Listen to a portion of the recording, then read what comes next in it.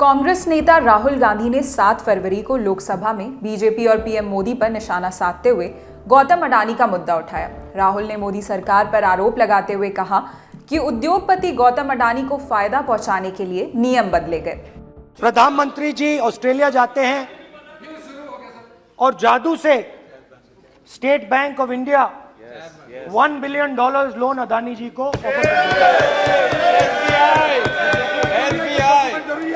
बांग्लादेश जाते हैं।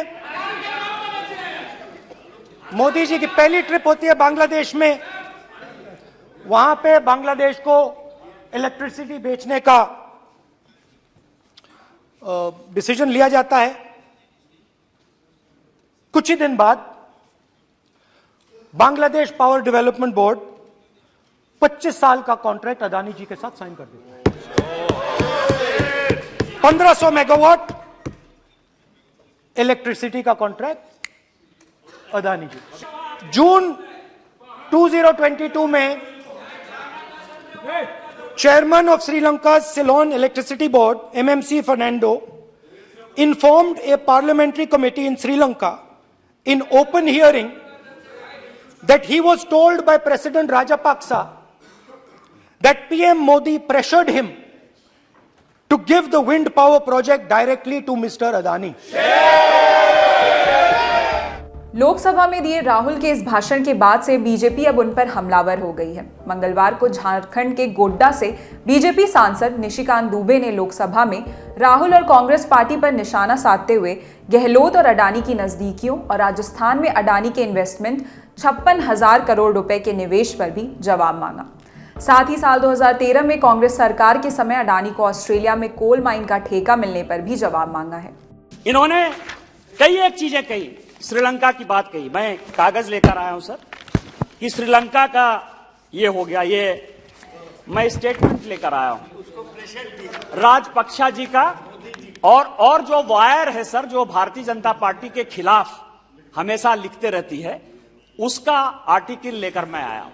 ये कह रहा है कि भारत सरकार ने, और मैं कांग्रेस पार्टी को चैलेंज करता हूं कि वायर की स्टोरी यदि गलत है, यदि श्रीलंका के राष्ट्रपति की स्टोरी गलत है, तो आप जो सजा देना चाहेंगे दे दें, नहीं तो पूरी कांग्रेस पार्टी को माफी मांगनी चाहिए, क्योंकि यह देश का सवाल है। ऑस्ट्रेलिया की बात हुई कि ऑस्ट्रेलिया में प्रधानमंत्री जी ने फायदा पहुंचाया। मैं आपको बता रहा हूं कि क्या परेशानी है सर। कांग्रेस पार्टी चोरी करती है, चोरी और सीना चोरी का यदि उदाहरण देखना हो तो इस कांग्रेस पार्टी से देखिए। यह ऑस्ट्रेलिया का है सर। अगस्त 4, 2010 क्या हमारी सरकार थी? हमने उनको पैसा दिया, हमने उनका बिजनेस कराया। 2010 में ऑस्ट्रेलिया को माइंस, अडानी को ऑस्ट्रेलिया में माइंस मिला, इस सरकार ने दिया सर। इसने मदद किया, मनमोहन सिंह जी की सरकार ने मदद किया। और यदि हिम्मत है तो रिट्रैक्ट करें। ये गजेंद्र हाल्दिया की रिपोर्ट लेकर आया हूं। गजेंद्र हाल्दिया प्लानिंग कमीशन के मेंबर थे सर, प्लानिंग कमीशन के मेंबर थे, और उनकी यह रिपोर्ट है 2005 की। वो ये कह रहा है कि GMR और GVK ये कंपीट नहीं कर पा रहे थे, और इसके लिए कंसेशनल क्लाउज कांग्रेस ने बदला। ये करप्शन है। अडानी साहब जो है 2012-13 में 609 नंबर पर थे और अब 2 नंबर पर आ गए। वो रास्ता जो है उन्होंने कांग्रेस पार्टी और राहुल गांधी से ही सीखा सर। ये नेशनल हेराल्ड है सर, केस चल रहा है जिसके ऊपर की बेल पर राहुल गांधी बाहर है। 50 लाख रुपया की कंपनी को 90 करोड़ रुपया कोई लोन दे दे। 50 लाख में 90 करोड़ कितना गुना हुआ सर? यदि 1000 गुना कोई भी आपको लोन दे देती है कोई कंपनी को, तो राहुल गांधी से ही सीख के अडानी जी 609 नंबर से 2 नंबर पर आ गए होंगे सर। यही स्टार्टअप है। स्टार्टअप तो आप ही ने किया सर ना। 2007 में यूपीए गवर्नमेंट ने 126 एयरक्राफ्ट के लिए जो है बिड बनाया सर। HAL ने कहा कि हम बनाएंगे। ये जनवरी 2012 में सर, जनवरी 2012 में माननीय प्रधानमंत्री जी नहीं थे प्रधानमंत्री, 2012 में इसी कांग्रेस सरकार ने तय किया कि HAL नहीं बनाएगी, प्राइवेट को देंगे, बाहर से लेके आएंगे। कांग्रेस का आरोप है कि बीजेपी के शासनकाल में अडानी की संपत्ति में बेहिसाब इजाफा हुआ, जबकि बीजेपी का आरोप है कि अडानी को कांग्रेस ने अपनी सरकार के दौरान खूब फायदा पहुंचाया। आरोप प्रत्यारोप के बीच हमने ये जानने की कोशिश की है कि आखिर वर्तमान समय में अडानी ग्रुप ने देश के कितने राज्यों में निवेश किया है और क्या ये सभी राज्य बीजेपी शासित ही हैं। इस सवाल का जवाब मिला गौतम अडानी के एक इंटरव्यू में। हाल ही में उन्होंने इंडिया टीवी को दिए इंटरव्यू में बीजेपी सरकार से तवज्जो मिलने के आरोप से इनकार करते हुए कहा था कि मेरा बिजनेस देश के 22 राज्यों में फैला है, जिसमें सभी पर बीजेपी का शासन नहीं है। इससे खुशी की बात और क्या हो सकती है। हम हर राज्य में अधिकतम निवेश करना चाहते हैं। इंटरव्यू के दौरान गौतम अडानी ने कहा कि हमें किसी राज्य सरकार से कोई समस्या नहीं है। हम वाम शासित केरल में भी काम कर रहे हैं, ममता दीदी के पश्चिम बंगाल में, नवीन पटनायक जी के ओडिशा में, जगन मोहन रेड्डी के राज्य आंध्र प्रदेश में, यहाँ तक कि केसीआर के राज्य तेलंगाना में भी काम कर रहे हैं। मैं दावे के साथ कह सकता हूं कि मुझे किसी भी सरकार से बिजनेस में कोई भी परेशानी नहीं है।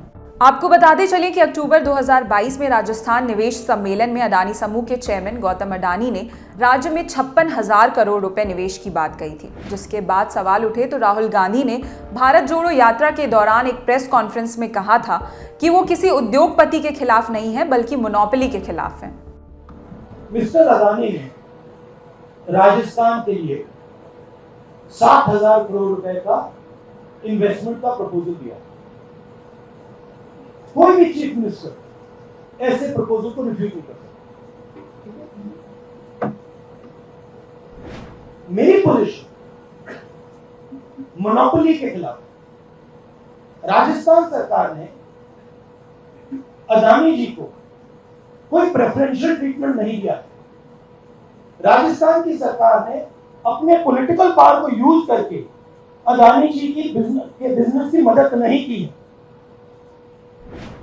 मेरा विरोध इस बात का है कि बीजेपी की सरकार 2-3 लोगों को हिंदुस्तान के सब बिजनेसेस की मोनोपोलिस्ट बना रही और इसके मैं खिलाफ। मैं ना बिजनेस के खिलाफ हूं ना कॉर्पोरेट के खिलाफ। मैं कंसंट्रेशन ऑफ कैपिटल के खिलाफ। अब देखिए, अगर पूरा का पूरा पॉलिटिकल पावर अनफेयरली 2 या 3 व्यक्तियों की मदद करने में लग जाएगा तो इससे हिंदुस्तान का नुकसान होगा।